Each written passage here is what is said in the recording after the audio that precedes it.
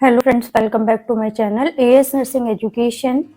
सो का जो मेरा टॉपिक है the importance of maintaining health and fitness. Health and fitness को हम किस तरीके से मेंटेन रख सकते हैं और इसकी क्या क्या इम्पोर्टेंस होती है। Let's start with definition. Definition के साथ स्टार्ट करते हैं। सबसे पहले हेल्थ की और उसके बाद फिटनेस की। तो जो हेल्थ होती है state of physical and mental wellbeing free of disease. ये क्या होता है? एक स्टेट होता है फिजिकली और मेंटली वेलबींग होने का और फ्री फ्रॉम डिसीज। जिस पर्सन को डिसीज नहीं होगी, फिजिकली और मेंटली हेल्दी होगा, तो वो क्या हो गया? हमारा हेल्दी पर्सन बोलते हैं हम उसको। फिटनेस क्या होता है? Optimal physical condition achieving through regular exercise. Regular exercise के करने के बाद जो हमारा रिजल्ट आ जाता है उसको हम क्या बोलते हैं? फिटनेस बोलते हैं। ठीक है, हेल्थ में हमारा जो रिजल्ट आ रहा है रेगुलर एक्सरसाइज करने के बाद, उसको हम क्या बोल रहे हैं? फिटनेस बोल रहे हैं। और जो रिजल्ट आ रहा है वो कहाँ से आ रहा है? हेल्थ से आ रहा है। तो हेल्थ और फिटनेस इंटरलिंक्ड है। क्लियर? नेक्स्ट वन इज इसकी क्या क्या इम्पोर्टेंस होती है। Why is health and fitness important? क्यों इम्पोर्टेंट होता है ये? हमारे इसके मेन 4 पॉइंट्स होते हैं। Enhance quality of life, support mental and emotional wellbeing, boost up energy and productivity, prevent chronic disease. First one is enhance quality of life. अपनी जो भी लाइफ है उसकी क्वालिटी को बढ़ाने के लिए हमारी हेल्थ एंड फिटनेस इंपॉर्टेंट होती है। Support mental and emotional wellbeing, जो भी हमारा इमोशनली और मेंटली और फिजिकली सपोर्ट होना बहुत ज्यादा जरूरी होता है हेल्दी और फिट रहने के लिए। Boost up energy productivity. Boost up energy productivity में क्या आ जाएगा? जो भी हमारी एनर्जी है और प्रोडक्टिविटी वो बूस्ट अप हो जाती है और ज्यादा बूस्ट अप हो जाती है। Prevent chronic disease. जो भी हमारी क्रॉनिक डिसीजेज है उनसे हम प्रिवेंट हो सकते हैं। हेल्दी रहेंगे, फिट रहेंगे तो हमें कोई भी बीमारी नहीं लगेगी। Next one is steps to maintaining health. Health को हम किन किन स्टेप्स में मेंटेन रख सकते हैं? जो मेन है वह 4 पॉइंट्स हमारे: balance diet, hydration, quality sleep, routine health checkup.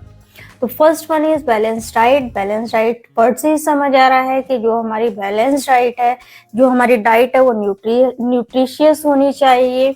और उसमें क्या क्या आने चाहिए? जैसे उसमें फ्रूट्स आ गए, वेजिटेबल्स आ गए, प्रोटीन्स होल ग्रेन्स आ गए, ये हमारे इंक्लूडेड होनी चाहिए उस बैलेंस डाइट में।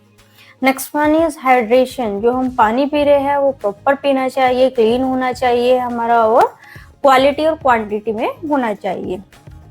Quality sleep. क्वालिटी स्लीप में क्या है? 7 to 9 आवर्स की स्लीप लेनी है, और जो वो लेनी है हमें स्लीप डीप स्लीप लेनी है, और वो नाइट में होनी चाहिए हमारी। Routine checkup. रूटीन चेकअप में क्या आ जाएगा? फॉर एग्जांपल हमें कोई बीमारी है तो हमें उसका रूटीन चेकअप कराना चाहिए। क्यों कराना चाहिए? ताकि हमें अपनी हेल्थ के बारे में और अपनी बॉडी की फिटनेस के बारे में रेगुलरली पता चल सके। तो ये क्या थे? हमारे स्टेप्स थे अपनी हेल्थ को हम किस वे में मेंटेन रख सकते हैं। Balance diet, hydration, quality sleep and routine checkup. Next one is fitness. Fitness को हम किस तरीके से मेंटेन रख सकते हैं? इसको भी हम 4 पॉइंट्स में मेंटेन रख सकते हैं। First one is regular exercise, strengthening, training, flexibility, daily activity. Regular exercise word से ही समझ आ रहा है कि हमें डे टू डे एक्टिविटी करनी है। उसमें हम क्या कर सकते हैं? जैसे घूम रहे हैं, वॉकिंग आ जाएगी, जॉगिंग आ जाएगी और स्विमिंग आ जाएगी।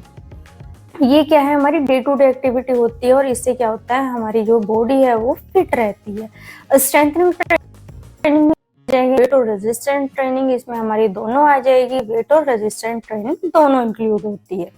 फ्लेक्सिबिलिटी, अपनी बॉडी को फ्लेक्सिबल रखने के लिए हम क्या करेंगे? योगा वगैरह करेंगे रेगुलरली।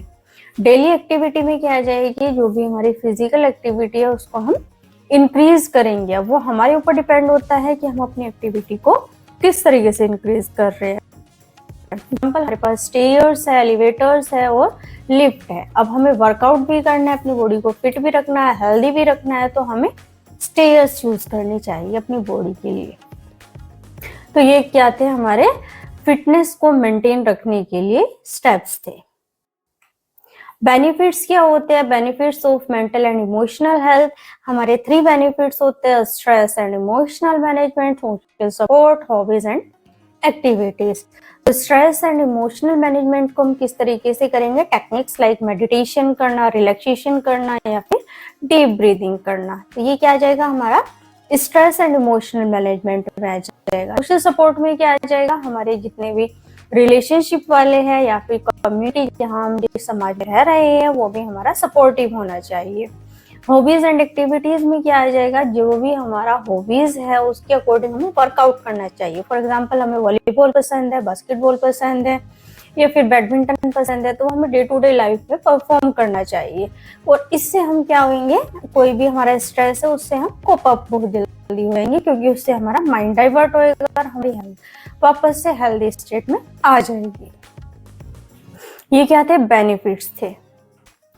कॉमन मिस्टेक्स, क्या क्या हम कॉमन मिस्टेक करते हैं अपनी हेल्थ को और फिटनेस को मेंटेन करने में?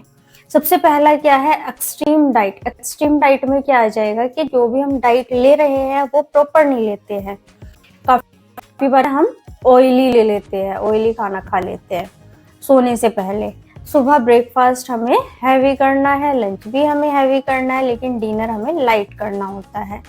तो ये क्या है? हमारे एक्सट्रीम डाइट है कि हमें अपनी डाइट का भी ध्यान रखना चाहिए। Second one is sedentary life style. Sedentary life style में क्या है? हमें अपनी फिजिकल एक्टिविटीज अच्छे से करनी चाहिए, वो इनसफिशिएंट वे में नहीं करनी चाहिए। ठीक है। लैक ऑफ स्लीप में क्या आ जाए? Ignoring the importance of adequate sleep. जितनी हमारी स्लीप की नीड है 7 to 9 आवर्स, उसको हम इग्नोर के उसे कम लेते हैं। तो ये भी क्या हो गई? हमारी कॉमन मिस्टेक हो गई।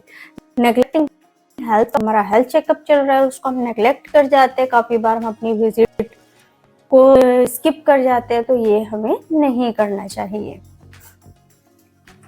Next one is practical tips. Practical tips क्या आ जाएंगे? First one is plan meal, second set goals, seek support and the last one is stay consistency. First one is plan meal से ही हमें समझ आ रहा है कि जो भी हमारा खाना है वो हमें प्लानिंग के अकॉर्डिंग करना चाहिए। जैसे हमें खाना लग चुका तो हमें हैंड वॉश करने हैं, ये हमारी प्लानिंग है। और पुअर ईटिंग हैबिट्स हमारे अंदर नहीं होनी चाहिए।